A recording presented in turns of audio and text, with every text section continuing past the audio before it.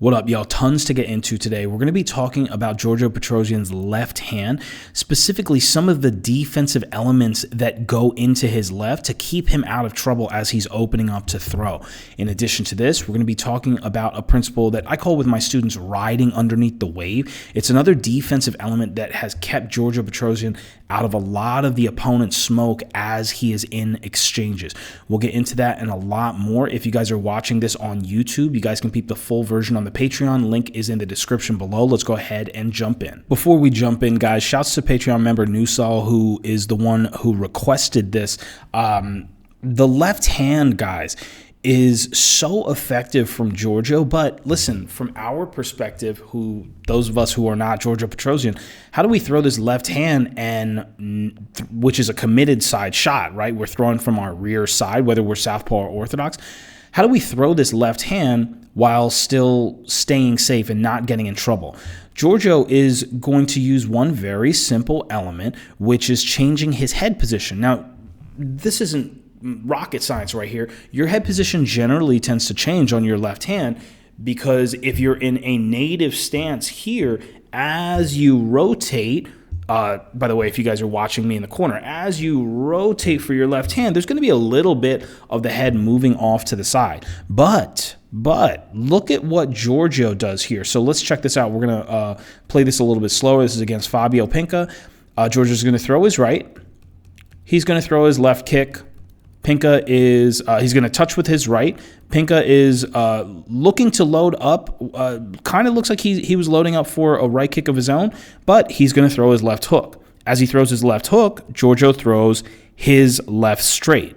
Now, look how heavily dipped his head is towards his right and low as he throws his left straight. So his left straight at this point is essentially coming almost diagonally up at Pinca. And because of his low and off to the side head position, he's able to skate underneath Pinca's left hook as he lands that left hand. That forces Pinca to kind of regroup right there, get high guarded for a moment, and then the segment ends. So let's check this out one more time. Jab, left kick.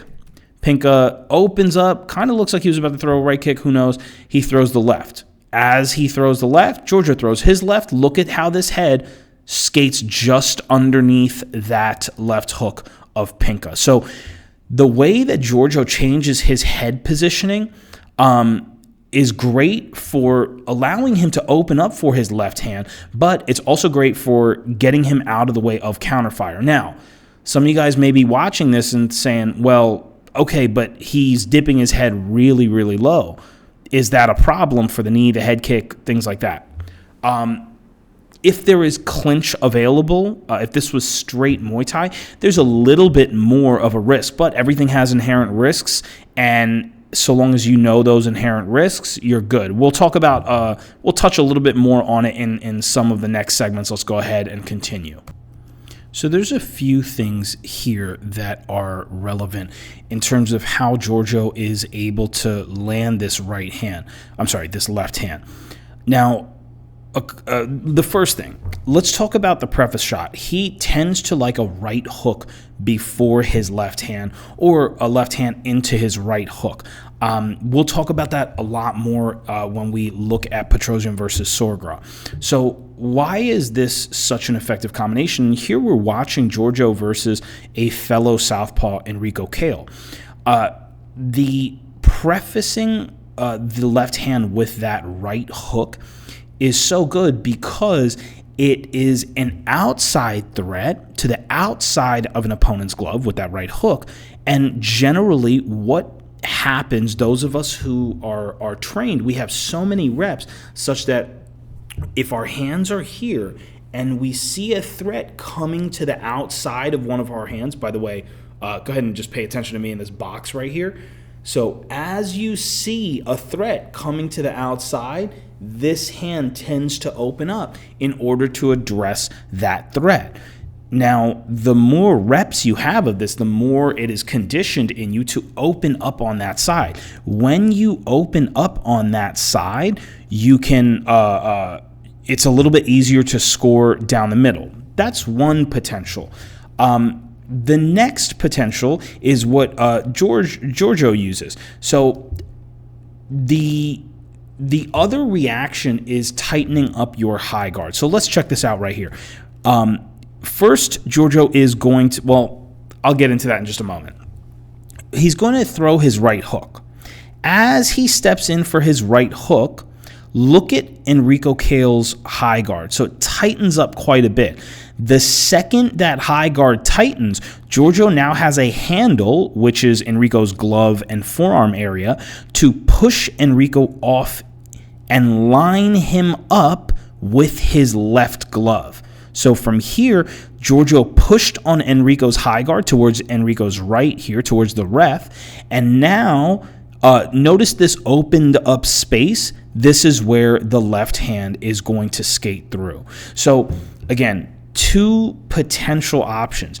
You can throw a hook to open their glove up as they catch the hook, and then you can fire your straight through that newly open space.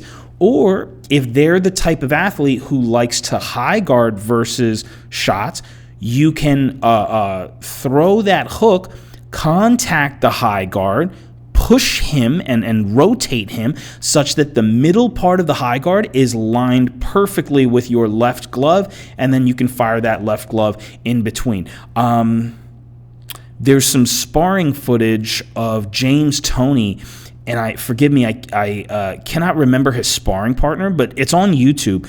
You guys can check out James Toney, and there's a lot of fighting on the inside, which was so much beautiful work from James Toney. But one of the things that he would do was use a punch to push the sparring partner into the line of his right glove, and then he would drop that right glove. It also makes that right side shot of Toney much shorter because the opponent is already lined up for it. It's the same principle that Giorgio is using here. Next thing I want to talk about with this is, thank you guys so much for watching. If you have any questions, comment them down below. If you guys are watching on YouTube, full version is going to be available on the Patreon. The link is in the description below.